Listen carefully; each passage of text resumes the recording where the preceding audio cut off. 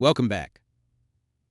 Today's problem is to find the smallest natural number not present in a given finite, unordered set of natural numbers. You can see an example on the screen. We have 0, 1, 2, 3, 4, 5, 6, 7, 8, 9, 10, 11, 12, 13, 14. There is no 15. That is the smallest free number. The problem and the elegant solution we explore come from Richard Byrd's wonderful book, Pearls of Functional Algorithm Design. We begin with Richard Byrd's original specification. He introduces a difference operator to define min-free as the head of the natural numbers not present in the input list. While this ONN squared definition is inefficient for large datasets, its simplicity makes it a perfect specification for formal derivation. Byrd then outlines several properties of the difference operator.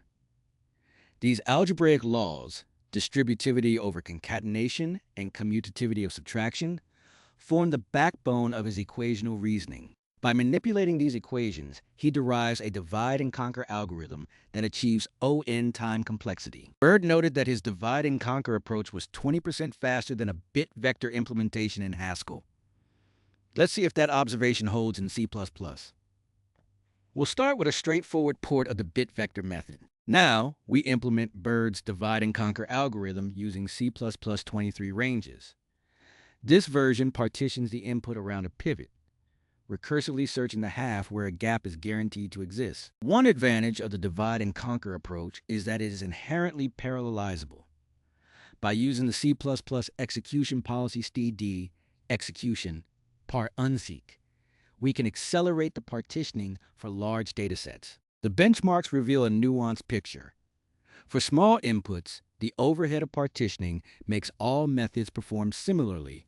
However, as n grows, the bit vector approach falls behind, while the parallel divide-and-conquer method takes the lead once the dataset is large enough to justify the threading overhead. To prove Byrd's laws in Agda, we first need a formal relationship to express that a number is not in a list.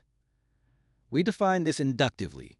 Not in nil states that any n is absent from an empty list, and not in cons requires n to be distinct from the head and absent from the tail. Agda's standard library provides two filter variations. We'll use the version that takes a decidable predicate. This ensures that for every element we have a concrete proof of whether it satisfies the condition or not, effectively avoiding Boolean blindness. In Agda, decidable is a record that bundles a Boolean does with a reflex proof. This deck carries the provenance of our decision, why a number is or isn't in the list, right alongside the result. We implement the noten function by pattern matching. If the list is empty, it's a trivial yes. If not, we check the head. If n matches the head or is found in the tail, we return a no along with a proof of why the not in relation fails. Now we can state our Agda specification. Notice the return type is may be n. Since the head of a list is not a total function in Agda, we must explicitly account for the possibility of an empty list, whereas Byrd's Haskell version relies on an informal assumption of non-emptiness. Let's prove the distributive law, concatenation over difference. We prove it by induction on ace. When ace is empty, the equation is immediate. Both sides reduce to b's minus c's. In the inductive step, we use a helper lemma to split the head, apply our induction hypothesis to the tail, and then use associativity of concatenation to reach the final form. Next, we tackle the law for difference over concatenation. This equational proof relies on a lemma stating that nested filters are equivalent to a single filter with a combined predicate. We use commutativity to reorder the list and reach the target right-hand side. Similarly, we can prove that the order of subtraction does not matter.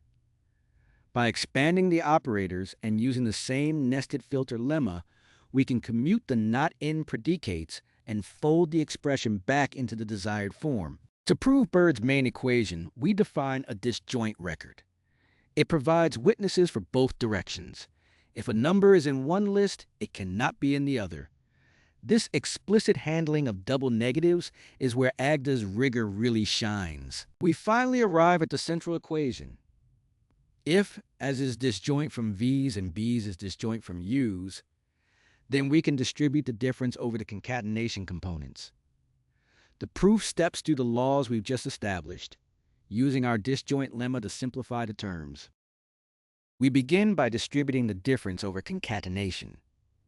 Then we apply the lemma for difference over concatenation to the first term, which splits it into two pieces. Next, we use the lemma about the order of differences to rewrite that first piece. We then turn to the second piece. Again, we start by distributing the difference over concatenation, then use the lemma about the order of differences, and finally apply the helper lemma for the disjointness condition.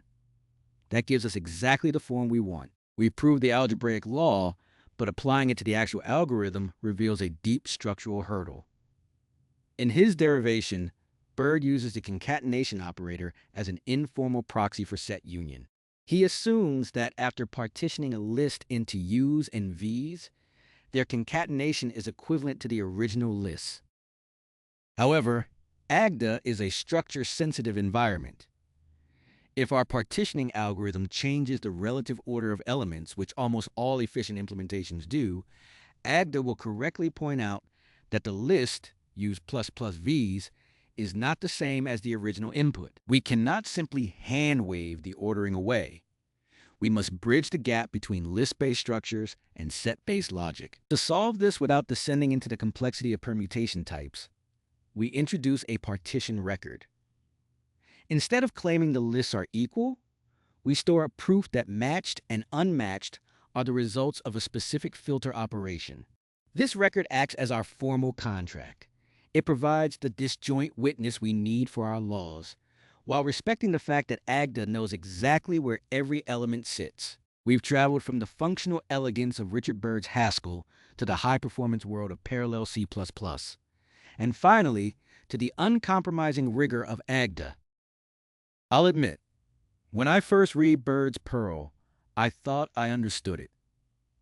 I typed out the Haskell, I saw the ON performance, and I was satisfied.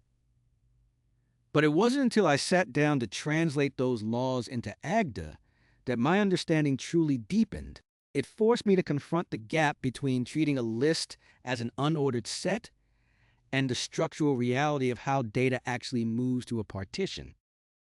In an age where AI coding agents can generate elegant solutions like Byrd's, with a single prompt, we have to ask ourselves, what is the value of understanding? If Byrd's Haskell is a proxy for the effortless brilliance of an AI, then Agda is our way of reclaiming the ground, of ensuring that we aren't just consumers of pearls, but masters of the string that holds them together. That's all for now. Link to the code repo in the description. Head over there to see full code, including the proofs for all the helper lemmas. Have a great day.